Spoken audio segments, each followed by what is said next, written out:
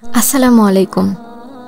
আল্লাহর হাবিব রাসূল সাল্লাল্লাহু আলাইহি ওয়াসাল্লাম ছিলেন আমাদের আদর্শ, আমাদের আইডল, সমস্ত মুসলিম জাতির গর্ব। তারই কিছু বাণী আজ তুলে ধরব, যা আমাদের নিত্য জীবনের অনেক গুরুত্বপূর্ণ ভূমিকা রাখে। যদি তোমরাও এই কথাগুলো, এই নিয়মগুলো মেনে চলতে পারো, তাহলে দুনিয়াতেও তোমাদের জীবনটা সহজ হয়ে যাবে ইনশাআল্লাহ। রাসূল সাল্লাল্লাহু আলাইহি ওয়াসাল্লাম বলেছেন, আমার কথা অন্যদের কাছে পৌঁছে দাও, তা যদি একটি আয়াতও হয়। রাসূল সাল্লাল্লাহু আলাইহি ওয়াসাল্লাম বলেছেন, কোনো ব্যক্তির মিথ্যাবাদী হওয়ার জন্য এতটুকুই যথেষ্ট যে সে যা শোনে যাচাই ব্যতীত তাই বলে বেড়ায়।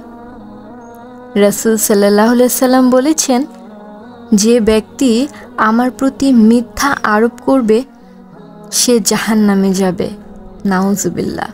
যারা প্রকৃতপক্ষে ঈমানদার মুসলমান, তারা কখনোই আমাদের নবীজিকে আরোপ করতে পারে না।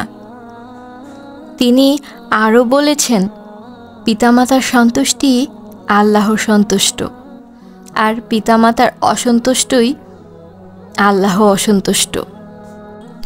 5 ওয়াক্ত সালাত আদায় করলে 50 ওয়াক্ত সালাতের সওয়াব পাওয়া যায়। আর আমরা 5 ওয়াক্ত সালাতের কয় ওয়াক্ত ঠিকমতো পড়ি সেটাও আমাদের হিসাবের বাইরে। কিয়ামতের দিন আল্লাহ তাআলার নিকট প্রিয় ওই আমল যা নিয়মিত করা হয়, যদিও তা অল্প হয়।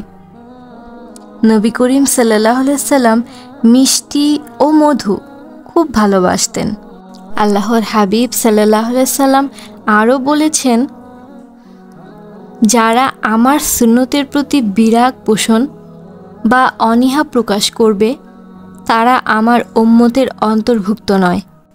যে ব্যক্তি বিদআত সৃষ্টি করবে ও আশ্রয় দিবে, তার উপর আল্লাহ তাআলা, ফেরেশতা ও সকল মানব সম্প্রদায়ের লানত। যার অন্তরে সরিষা পরিমাণও ঈমান আছে সে কখনো জাহান্নামে যাবে না, আর যার অন্তরে সরিষা পরিমাণ অহংকার আছে সে জান্নাতে যাবে না। সরিষা পরিমাণ ঈমানের পরিচয় হলো 5 ওয়াক্ত নামাজ পড়া। যে 5 ওয়াক্ত নামাজ পড়ে না, অর্থাৎ 4, 3, 2, 1 ওয়াক্ত পড়ে, সে চিরকাল জাহান্নামে থাকবে। যেমন থাকবে ইহুদি, নাসারা, হিন্দু আর অন্যান্য ধর্মের লোকেরা চিরস্থায়ী জাহান্নামে, তেমনি থাকবে বেনামাজি 4, 3, 2, 1 ওয়াক্ত নামাজিরা। আল্লাহ 5 ওয়াক্ত নামাজিকে নামাজি গণ্য করেন, 4, 3, 2, 1 ও বেনামাজিকে আল্লাহ নামাজি মনে করেন না। তাই তুমি যদি নামাজ পড়ে নাও থাকো, তাহলে শুরুতে অল্প হলেও অভ্যাসটা শুরু করে দাও, কারণ নামাজ বেহেশতের চাবি। এই গুরুত্বপূর্ণ বাণীগুলো যদি আমরা আমাদের জীবনে লক্ষ্য বানিয়ে নিতে পারি, তাহলে আমাদের জীবনটা অনেক সহজ হয়ে যাবে।